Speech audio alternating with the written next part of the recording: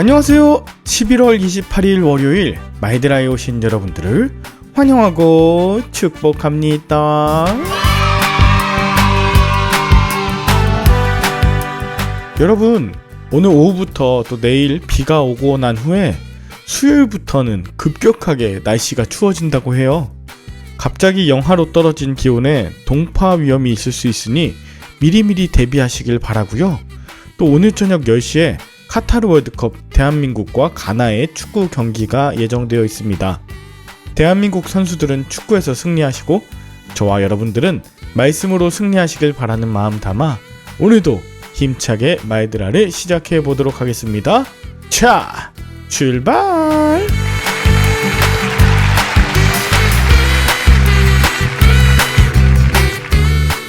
오늘은 사도행전 14장입니다. 바울의 1차 전도 여행이 계속되고 있는데요. 1절에 바울과 바나바는 이고니온으로 이동하여 유대인의 회당에 들어가서 복음을 전했다고 합니다. 그런데 그곳에서 마음을 돌이키지 않은 유대 사람들이 이방 사람들을 선동해 믿는 형제들에게 나쁜 감정을 품게 하였죠.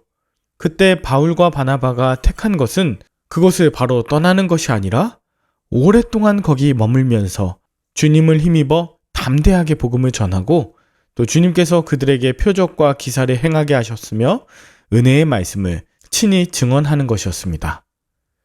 그때 그 도시 사람들이 유대인의 편을 들거나 더러는 사도의 편을 들게 되는 이런 현상이 발생했습니다. 제가 여기서 주목한 것은 사람들이 자신들에게 나쁜 감정을 품었을 때 거짓 선동으로 나에게 해를 입히고자 했을 때 두 사도가 택했던 태도였습니다. 그들은 거짓 선동에 좌절하지 않았어요. 오히려 그곳에서 오랫동안 머물며 그들의 삶으로 복음의 진정성과 능력을 행했던 것이죠. 우리는 흔히 말씀을 전할 때 얼마나 논리적이고 체계적인가를 따지는데 이걸 로고스라고 합니다. 말씀을 논리적이고 체계적으로 잘 전하는 그 내용 말이죠. 그런데 로고스보다 더 중요한 것이 있습니다. 바로 파토스예요. 이것은 그 상황에 맞춰 말씀이 얼마나 공감이 되는 것인가, 또 그 상황에 얼마나 적절한 말씀이냐는 것인데, 말씀이 내 삶에 들어맞도록 적용되고 접목하게 하는 말씀 사역자를 통해 우리도 은혜를 받고 도전을 받죠. 이런 합리적이고 체계적인 로고스, 또 사람들의 마음을 감동시키는 공감 능력의 파토스보다 더 중요한 설교자의 덕목이 있습니다. 그것은 바로 에토스, 즉 진정성이에요. 말씀을 전하는 자가 삶으로 살아내는 인격이라고도 하는데요. 이 에토스가 뒷받침될 때 그 말씀 자체가 온전히 전달된다는 것이죠. 바울과 바나바는 오랫동안 이고니온에 머물며 실제로 말씀을 전하는 로고스도 있었고, 또 연약한 자들의 이야기를 듣고 또 주님의 능력으로 그들을 치유하고 공감하는 파토스도 있었지만, 이 모든 것을 통해 삶의 인격, 즉 에토스가 전달되었던 것입니다. 오늘날 복음 전도자들에게 가장 중요한 덕목이 바로 에토스입니다. 그런데 이러한 진정성 앞에서는 사람들의 반응은 둘로 나눠집니다. 거짓 선동에 휩쓸리는 자와 진정성을 따르고자 하는 사람으로 나뉘게 되는 것이죠. 이 본문 5절에서도 이방인과 유대인 그리고 그 관리들이 두 사도를 모욕하고 돌로 쳐 죽이려고까지 했어요. 이 두 사도는 그것을 알고 이고니온을 떠나게 됩니다. 그리고 루스드라와 더베와 그 근방으로 피하며 가는 곳곳마다 줄곧 복음을 전했어요. 특히 루스드라에서도 나면서부터 걷지 못하는 지체장애인을 만나자 바울이 그에게 병고침 받을 만한 믿음이 있는가를 보고 그에게 네 발로 바로 일어서라고 명합니다. 그러자 그 지체장애인이 벌떡 일어나 걷기 시작했어요. 한 번도 걸어본 적이 없었던 그가 은혜에 의한 믿음의 기적을 경험하게 된 것입니다. 저는 이 부분에서도 바울이 철저하고 겸손하게 자기 자신의 믿음을 강조시키며 스스로 일어날 수 있도록 하게 한 것을 주목하게 되었습니다. 말씀 사역자들이 마치 내게 능력이 있거나 내 기도에 어떤 권세가 있다고 착각하는 경우가 있는데요.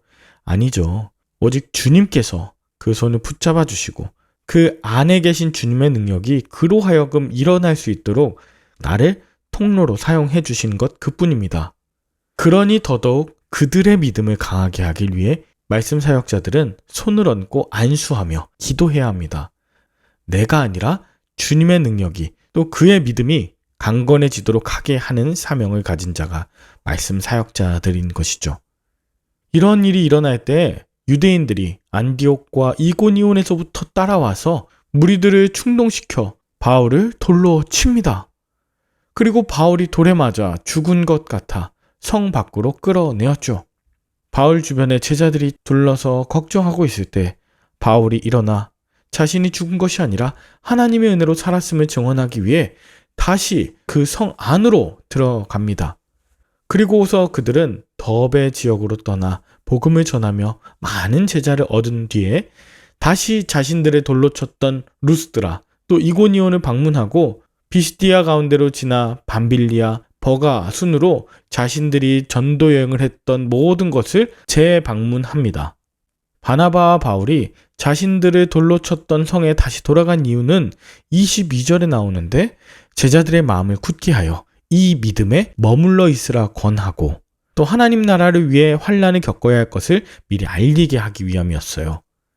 그리고 23절에 각 교회에서 장로들을 택하여 금식 기도하며 그들이 믿게 된 주님께 그들을 맡기는 기도의 시간을 가졌죠. 이것은 마치 예수님께서 예루살렘에서 돌아가시기 전 제자들을 불러 모으시고 기도하며 믿음 잃지 말라고 당부하시던 장면과 흡사합니다.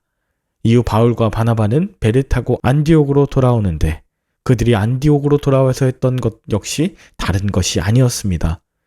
교회 회중들을 불러 모으고서 하나님께서 자신들에게 행하신 모든 일과 또 이방인들에게 믿음의 문을 열어주신 것을 보고하였습니다. 그들은 그렇게 제자들과 함께 또 오래 있으면서 이 복음을 전하는 간증을 하며 지냈던 것이죠. 여러분은 오늘 본문을 통해 무엇을 느끼셨나요? 바울과 바나바가 목숨 걸고 복음을 전할 만큼 비장하고 담대한 것이 느껴지시나요? 그들이 자신을 모욕하고 돌로 친 자들이 가득한 곳으로 다시 되돌아갔을 때의 심정이 어떠했을까? 똑같이 돌로 치며 복수하고자 함이었을까요? 아니겠죠. 그들은 복음을 받고도 흔들릴 수 있는 초신자들과 또 그들 가운데 세운 교회를 굳세게 하며 격려하기 위해 목숨을 걸고 다시 돌아갔습니다. 말씀을 전하고 금식하며 기도하며 참 진정성과 인격으로 그들에게 다시금 예수 그리스도를 심고 있는 것이었죠. 저와 여러분들의 오늘 밟는 모든 땅 가운데 예수 그리스도의 이름이, 예수 그리스도의 인격이 전달되는 복된 하루 될 수 있기를 간절히 바랍니다. 함께 기도할까요? 하나님 아버지, 내 삶에 주님의 말씀이 가득해 어떤 상황 중에도 담대하게 예수 그리스도를 선포하길 원합니다. 마음과 손과 발로 그 복음을 살아내길 원합니다. 우리에게 예수 그리스도의 인격을 살아낼 능력과 용기를 허락하여 주시옵소서. 참 에토스의 모범을 보여주신 예수님의 이름으로 기도 올리옵나이다. 아멘. 오늘도 좋은 하루 보내시길 바라며 저는 내일 다시 찾아뵙도록 하겠습니다. 샬롬.